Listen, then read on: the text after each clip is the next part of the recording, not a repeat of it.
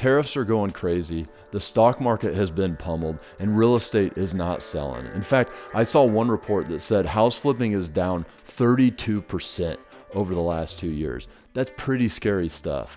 But the reality is, I've been hearing that crap since I started buying houses in 2011. And if you listen to the right groups of people, it's doomsday every day, because that's the stuff that most people watch. That's what most people want to listen to. So that's the message that gets pushed out there. But a true real estate investor is not so worried about market conditions. And if I would have listened to those doomsday people, I would have missed the biggest time periods of wealth accumulation in my life. So today I want to go through the 3 things that you should always be doing to protect yourself in the bad times, what to do if you're on a project in the middle of a bubble bursting, and finally, for some people, they're waiting for the market to crash, because there are 3 big opportunities that's going to provide for people when the crash comes. Because guys, the crash is coming.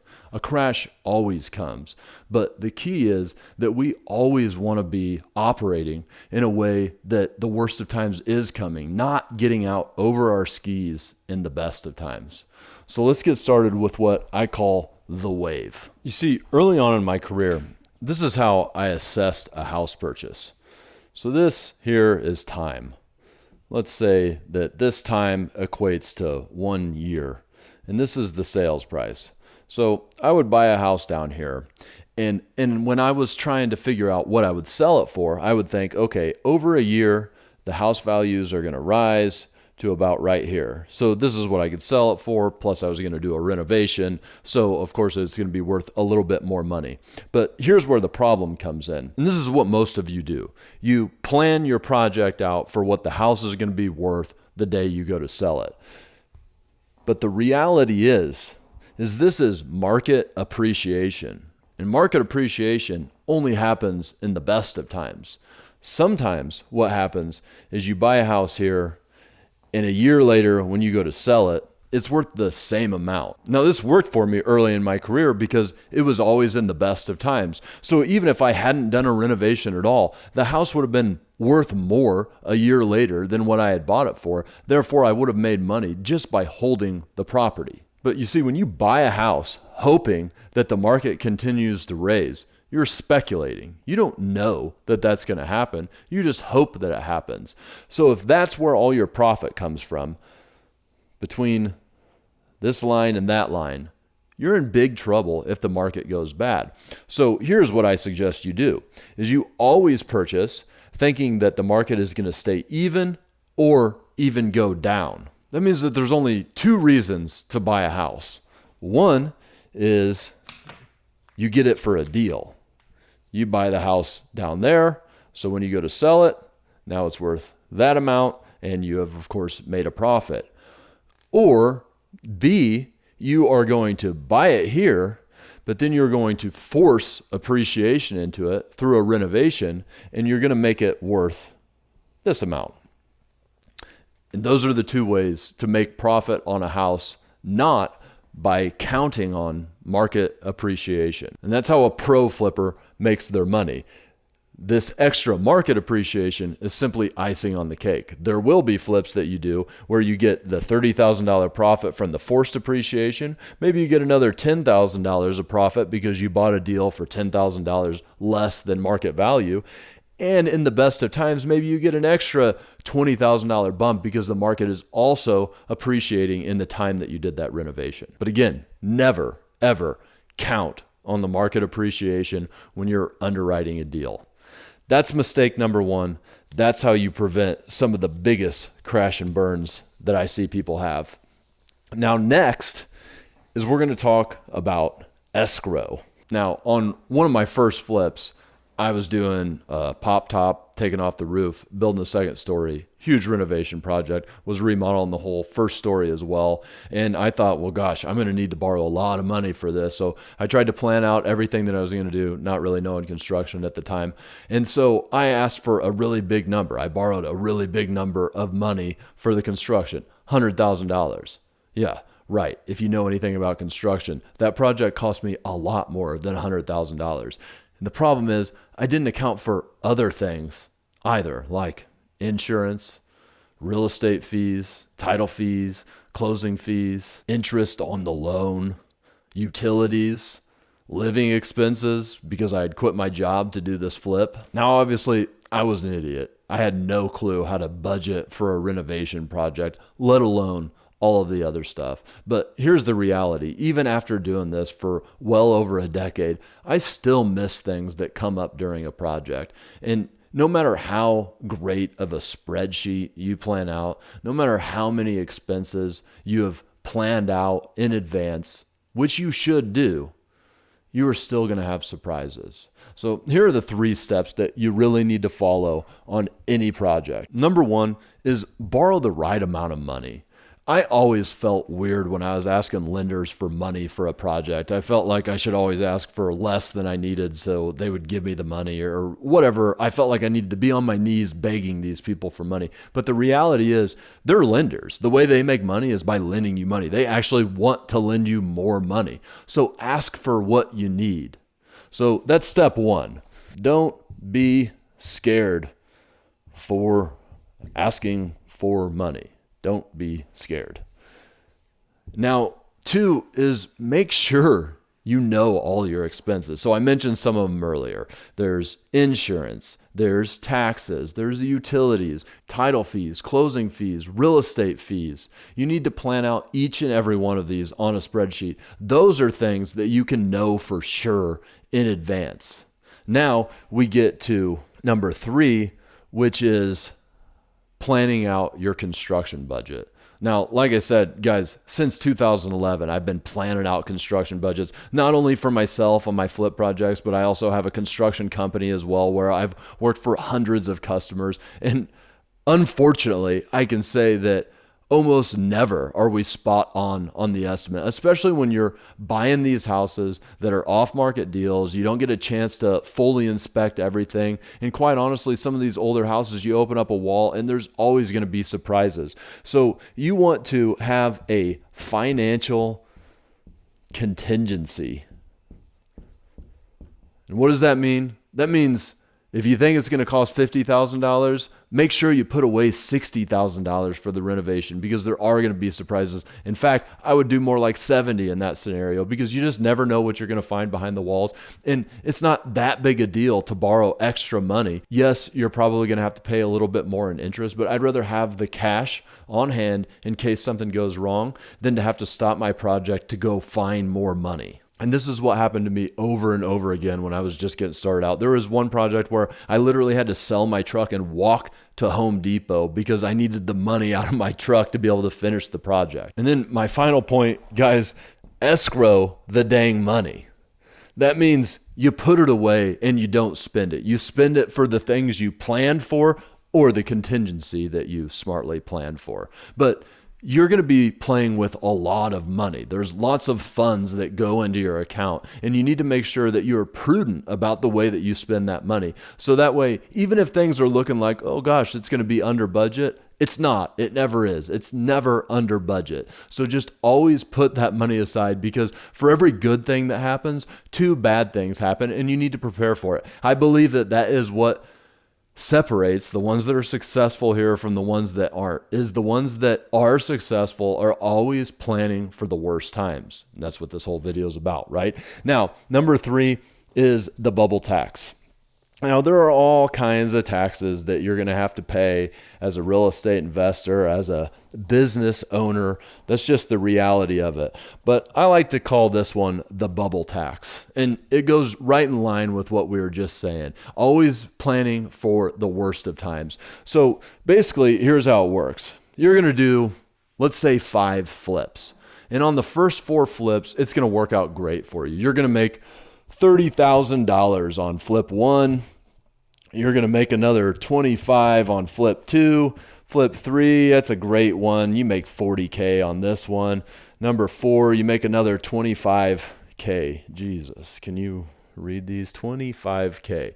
Okay, so that's $120,000 you made. That is a lot of money going in your account. So, a lot of people get pumped when they have that kind of money sitting in their account. So what do? They go spend it on a bunch of crap. But here's the thing. I try not to look at each one of these projects separately. I like to look at it holistically because I know on the fifth project, well, I may be right in the middle of a flip and tariffs start going crazy. The stock market pummels. The real estate is not selling. And then on this last one, I take a $50,000 loss. All right, now if I was just looking at flip number 5, I would think that's really bad.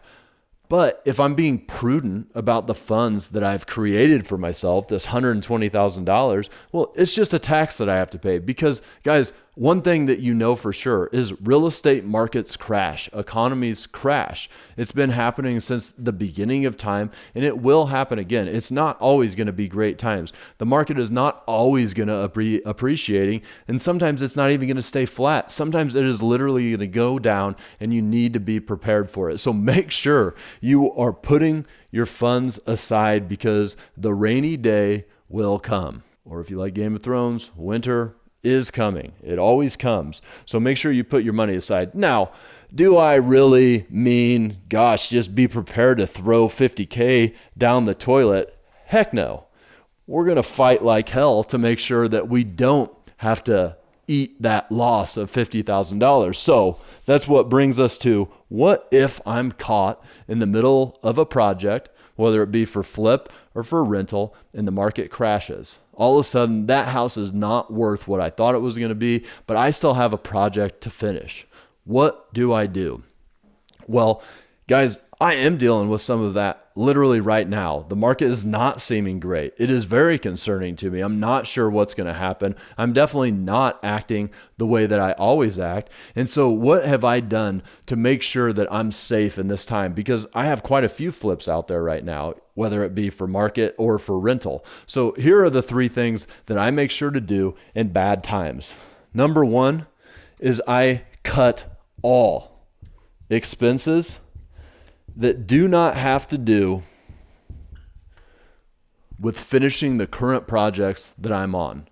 Every expense that is currently reserved for future things, or maybe it's some spending that shouldn't happen at all, because sometimes, maybe too much, I'm kind of an idiot, so I spend money that I shouldn't be spending. So I go through every budget for every company, and I cut out anything that is not required to finish the current projects that are out there. Because the one thing that you cannot do is not finish a project. You've got to finish a project, because if you don't get a house to livable, to where it can be monetized either by selling it or by renting it, you are leaving massive amounts of money on the table, and you cannot continue your business. So you need to get yourself in a position where you can finish your business. Number 2 is DIY, baby.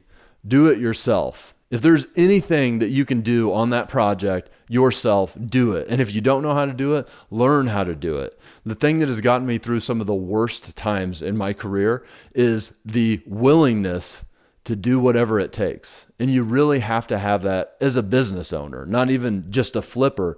As a business owner, you got to be willing to do the hard thing when the hard times come. Now, of course, if you've followed the other steps here, you've escrowed your money, then maybe you're in the situation where you can continue to hire out everything for that project. But still, I'm trying to save every dime because I'm not sure what's going to happen tomorrow.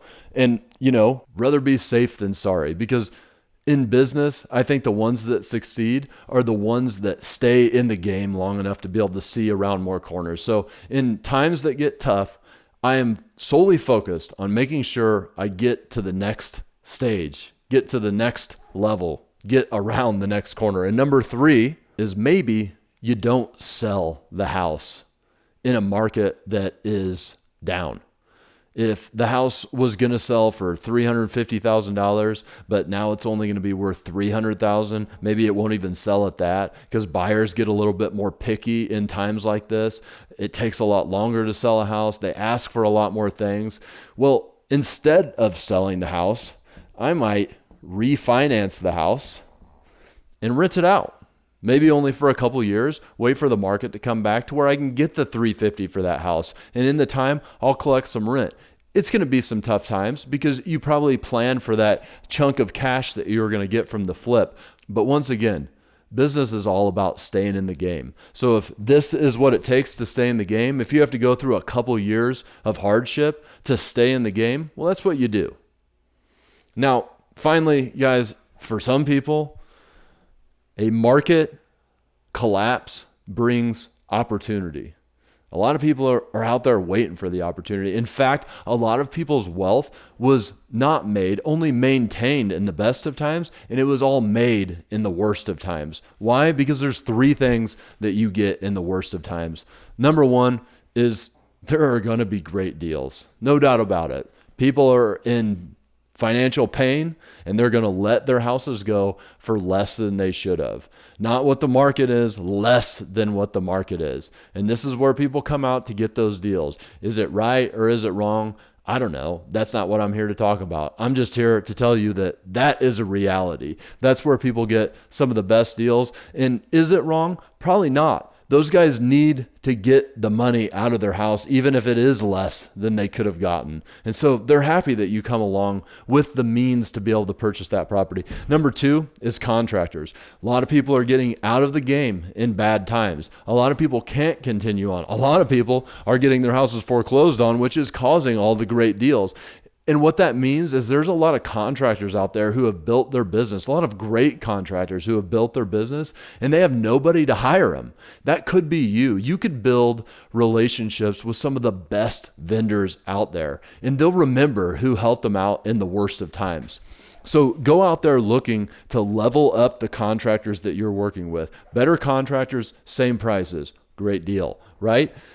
And number three, it's time to work on yourself. Like I said, times like this, instead of being out there flipping, I might be refinancing and renting some of these houses, being prepared to go through some hard times until the market starts to raise again, because that's usually a great time to start buying houses. So in that time, things are going to be a little bit slower. So now I have a lot of time to focus on myself, to focus on skills, because we talk a lot about buying these houses and building wealth. And if you haven't made the connection yet, how does flipping houses build wealth for you? Well, flipping houses in itself is a business. It's really cash flow for yourself. You know, you make a chunk of money off of this flip and make another chunk off the next one. But all of this is really just the first step to being able to hold houses as rentals, because the same process that you go through to flip a house, well, instead you might refinance that house like you would in a bad time, but you might do that in good times. So that way you refinance the house. Now you're holding the house. Now you're collecting rent. Ultimately, the mortgage, the refinance that you put on the house, will be paid off by the tenants paying you rent. And that is how people gain wealth. That is talking about financial wealth, which I'm sure is what brought you here in the first place. But truly, guys, the real wealth in this game, when things get really bad for me, here are the things that I think about. Is my family's healthy, and I am building skills, because skills cannot be taken away from me and they can't be taken away from you. So it doesn't matter how bad times get. If you have spent your time building skills, getting better, gaining knowledge, gaining experience, well, nobody can take that from you. And you are ultimately going to get what you want in financial wealth if you have built up your personal skills. And guys, I don't know what's going to happen tomorrow. I don't know if the economy is failing or if it's getting ready to prosper in a way that it's never prospered before. But what I know is that acting this way, acting in a way that it could be the worst of times tomorrow, is the way that you should act all the time. Don't get out there over your skis and put yourself in a position where you're not in business tomorrow.